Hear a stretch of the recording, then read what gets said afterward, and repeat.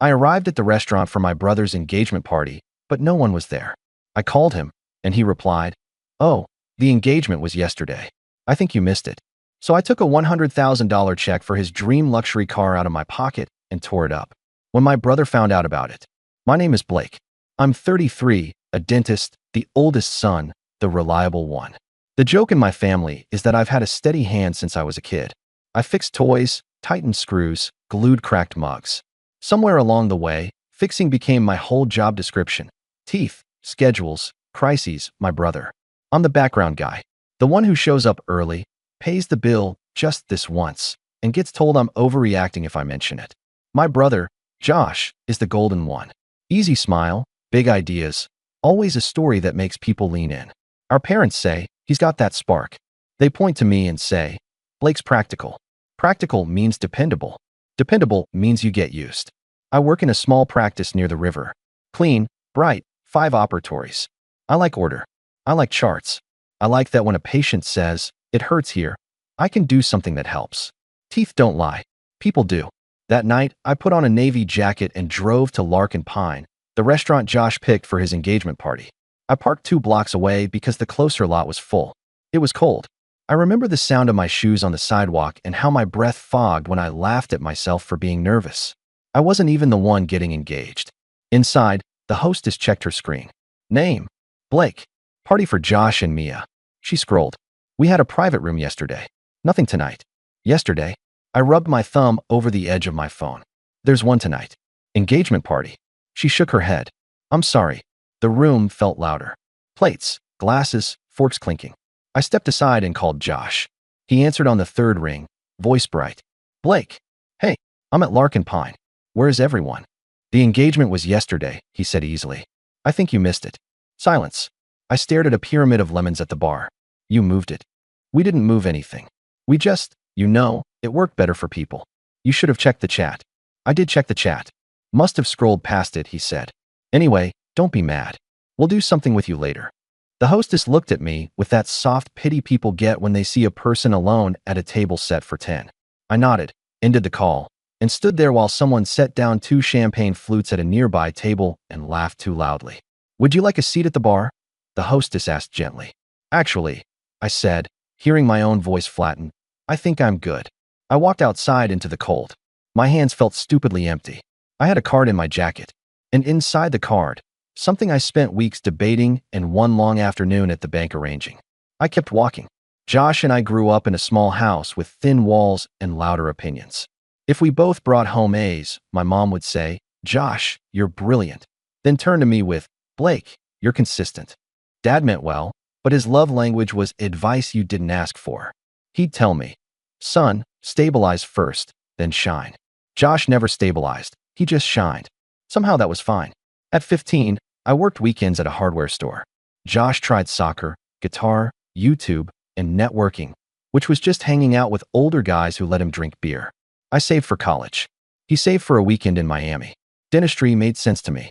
I liked that precision got you somewhere. I liked that there were steps, materials, outcomes. I took loans, I took notes, I took call shifts for older dentists who wanted their Saturdays back. I bought used textbooks and a secondhand curing light to practice. If there's a picture of me in school, it's me holding a rotary file in a cramped simulation lab, smiling like a person who finally found the right room. Meanwhile, Josh needed a temporary boost. Then another, and another. It started small, $60 for a ticket, $200 for a course he swore would change his life.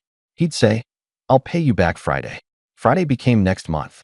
Next month became an apology with a grin. I let it slide because that's what reliable brothers do. You tell yourself you're helping someone climb. When I opened my practice at 30, the ribbon cutting was on a gray Tuesday. I texted the address, the time, a photo of the new sign. Mom replied, so proud of both my boys. Josh replied, can't get out of something, rain check? Dad didn't reply. I thought it would sting more than it did. Patients came. My hygienist brought cupcakes. The landlord brought a plant. I filled cavities and signed forms and called labs and paid invoices and drank too much coffee. Stability.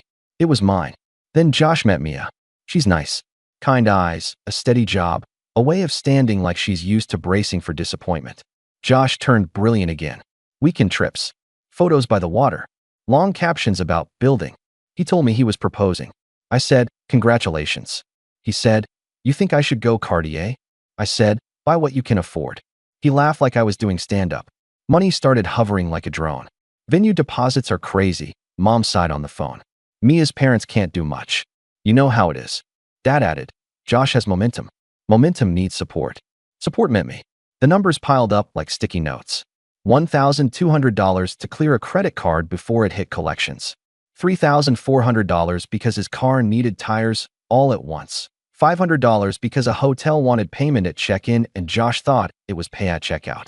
I'll get it back to you by the 10th, he'd say. The 10th would pass quietly. I'd resend the number and he'd reply with a heart.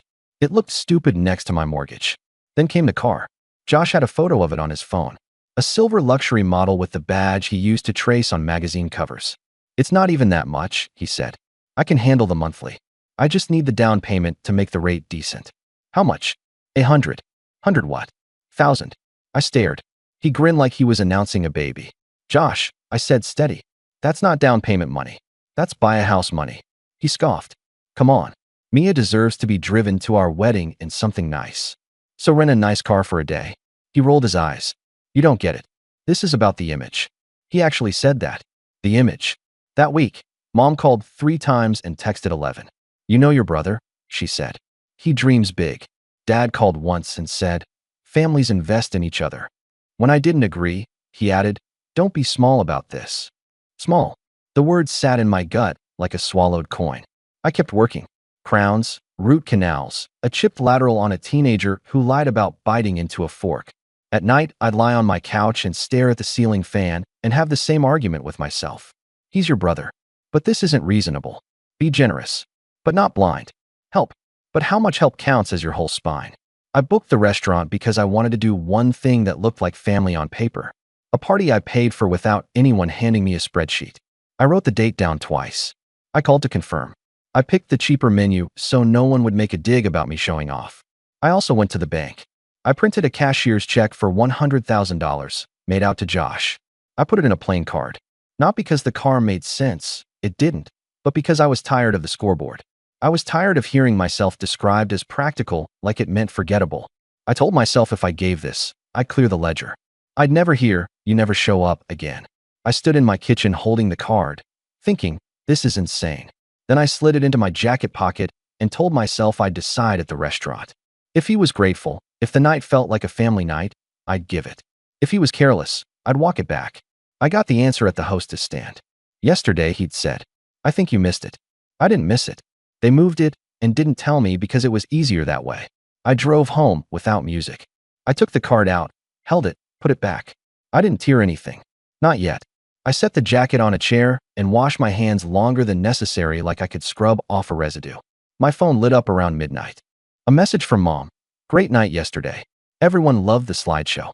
You should have seen your brother's speech. Then a photo of Josh holding a glass, head thrown back, happy. No, we missed you. No, where were you? Just a family event that didn't require my presence, only my wallet. An hour later, Josh texted, can you send that thing we talked about by Friday? Dealer says the promo ends. A winking emoji. I put the phone face down and stared at the ceiling again. Something shifted. Not loud, not dramatic. Just a click, like a door in an old house finally setting in its frame. 2 days later, Mom sent, come by Sunday. We'll celebrate with just us. It read like an apology, but felt like scheduling. I went. I wanted to see if there was any version of this where I didn't lose myself. I wore the same jacket, the card still inside. Not as a gift anymore, but as a question I could answer with my own 2 hands. The house smelled like roast chicken. Josh opened the door grinning. There he is, the man of the hour. He said it like a joke. Mia hugged me soft. We missed you, she whispered. It was the only honest sentence all week. At the table, Dad raised a glass. To family, he said. To Josh and Mia. He looked at me with that small parental warning tucked in his eyes. Play nice. We ate. Josh told the story of the proposal. Mom laughed at the part where the ring box wouldn't open. Dad chimed in about venue availability. Then the talk drifted, casual as a tide, to numbers. Josh. So the dealer said if I put down 100, they'll lock the rate at. Mom. Blake understands this stuff. Dad. 100 is a strategic move. It's equity. Mia stared at her plate. I set my fork down. I'm not funding a car. No yelling. No preamble. Calm, like diagnosing a cracked molar. Josh blinked. What? I'm not paying for a car. I'm not paying for deposits. I'm not paying for penalties because you moved the day and didn't tell me. Mom's smile tightened. Sweetie, we're just discussing options. Dad leaned back. Don't make this adversarial. I'm not, I said. I'm making it clear. Josh laughed once, high and thin. Dude, we talked about this. No, I said. You told me. There's a difference. Mia touched Josh's sleeve. Maybe we. Josh shook her off. Blake, stop being self-righteous. You can afford it. You're, he gestured vaguely at me. Comfortable. I am, I said. And I worked for that. I skipped vacations and slept in call rooms and did Sunday cleanings for cash patients and wrote checks when you said Friday. I'm not doing it anymore. Mom's voice dropped an octave, the one that means tears are loading. After all we've done for you. Like what? It surprised me that it came out gentle. Tell me what you've done that gives you a claim on my future. Dad's hand hit the table. Not hard, but enough. Watch your tone. I am watching it. Very carefully. Josh rolled his eyes. This is ridiculous. It's one check. I reached into my jacket and took out the card. I placed it on the table. Mom actually sighed like relief was a person walking into the room. I wrote this before the restaurant, I said. I brought it there to decide. I decided in the parking lot. I opened the card, slid the cashier's check halfway out so everyone could see the zeros. Josh's face changed. He didn't look grateful. He looked entitled. He looked like someone spotting a package with his name on it that had been delayed by weather. Give it, he said, hand out. Mia whispered, Josh. I tore the check straight down the middle. The sound was small and loud at the same time. I tore it again and again, slow enough that my own heart could keep up. Blake, Mom gasped. Dad stared, stunned. Josh's chair scraped back. What is wrong with you? I breathed in and out slow. My hands didn't shake. This isn't about revenge. This is about closure. He laughed, but it cracked. Closure? You owe me. I looked at him the way I look at a patient who insists sugar doesn't cause decay. I don't owe you cars. I don't owe you deposits. I don't owe you the version of me that pays to be invited to things. Mom's voice trembled. Family helps. Family includes me, I said. It hasn't for a long time. No one spoke. Somewhere in the hallway a clock clicked each second like it wanted to be counted. I stood. Congratulations, I said to Mia. I mean that. I turned to Josh. Good luck. I turned to my parents. I'll be in touch when I'm ready to be treated like a person. And I walked out. My phone started vibrating before I got to the car. I let it buzz. I sat behind the wheel, stared at the steering column, and let my chest rise and fall until my hands were as steady as the day I held my first mirror and probe. I drove home with the radio off. The next morning, my phone showed 22 missed calls, 37 texts, and 3 voicemails marked urgent. The family group chat had its usual mix of guilt and fireworks. Mom, we need to talk. Dad, your behavior was unacceptable. Josh, you embarrassed me in front of Mia. Mia, can we please speak privately? I didn't answer right away. Not to be dramatic, but to choose. I went to the office, unlocked, flipped lights, started autoclaves. I checked the schedule. 8 patients. A cracked molar, 2 periodic exams, 1 crown seat, 1 emergency swelling. Real problems with real steps. At 9:12, between patients, Josh called again. I stepped into the private office and answered. His first words, "You're out of your mind." "I'm working," I said. "You think tearing up a check makes you noble? You think it teaches me a lesson?" "You made Mom cry." "I didn't make anyone cry," I said. "People chose what to feel." "You're seriously going to abandon your only brother over a car?" "I'm not abandoning you," I said. "I'm stepping out of the role where I fund your image." He scoffed. "You loved being the hero. Don't pretend you didn't." "I loved helping when it made sense." I looked at the clock. "I have a patient in 2 minutes." "Send another check," he said. "It's not that deep." I hung up. By noon, Mom arrived at the office. No text. No heads up. She came straight through the door during a lull, eyes glossy, coat clutched like a shield. "Blake," she said, too loud for the waiting room. "We're family." I glanced at my receptionist, who gave me the small, "I can stall the next patient" nod. I walked Mom back to the consult room. She didn't sit. "You humiliated us. You had an engagement party without me and told me after I arrived," I said. "That hurt. We thought the other day worked better for everyone." "Everyone is a slippery word," I said. She bristled. "You have always been so literal." "I'm a dentist," I said. "Literal is how people keep their teeth." She exhaled. "Your father says you're punishing Josh for being different." "I'm not punishing him. I'm declining to sponsor his lifestyle." Her chin lifted. "We helped you. We paid for. You didn't pay for school, I said calmly. I took loans. I worked. You gave me a bed and a light bill when I was a kid. That was parenting. This, I gestured between us, is extortion with manners. Her mouth opened, closed. You've changed. I've grown up. She stared at the floor. What am I supposed to tell the family? That I love you. That I'll see you when we can be in the same room without someone presenting me with an invoice. I paused. And that I'm happy for Josh and Mia, genuinely. But I'm not an ATM. She pressed her lips together so hard they went white. For a second, I saw past the drama to the tired woman under it. Then she put the coat back on like armor. This is sad, she said. You'll regret this. I regret other things, I said. This, I can live with. She left without saying goodbye to my receptionist. I went back to work. The next week, small things became symbols. I set my phone to do not disturb after 8 p.m. I unpinned the family chat. I took a run before work every other day. Nothing heroic, just 20 minutes without anyone's noise. I cooked actual meals instead of eating cereal standing over the sink. I repaired a wobbly shelf in my hallway and laughed because of course I did. Josh tried other angles. Think about the optics, he texted. Think about Mia, he added later. Then, fine. Forget the car. Can you at least cover the photographer? It's only $7K. When silence didn't bend me. He sent, wow. Cool. Then, you always thought you were better than me. Then, I forgive you. Then, we're done. I didn't respond to any of it. I sent Mia a single message. I wish you well. My choice isn't about you. She replied with a heart, and, after a long pause, I understand. Dad waited 10 days before he called. We spoke on a Thursday while I was parked outside a supplier's warehouse. Son, he said, this is a lot. It doesn't have to be, I said. I raised you to be generous. You raised me to be responsible, I said. Generous came from me. He was quiet so long I thought the call dropped. I don't like how you did it. I don't like being left out of a major event and then handed a bill. You're twisting it, he said, but less certain. I'm not. I'm finally saying it straight. He cleared his throat. We need to find a middle ground. The middle was 10 years ago, I said. You told me to stabilize. I did. Now I'm keeping what I stabilized. He exhaled. Your mother can't sleep. She'll be okay, I said. She's tougher than she thinks. He didn't like that. You sound different. I am, I said.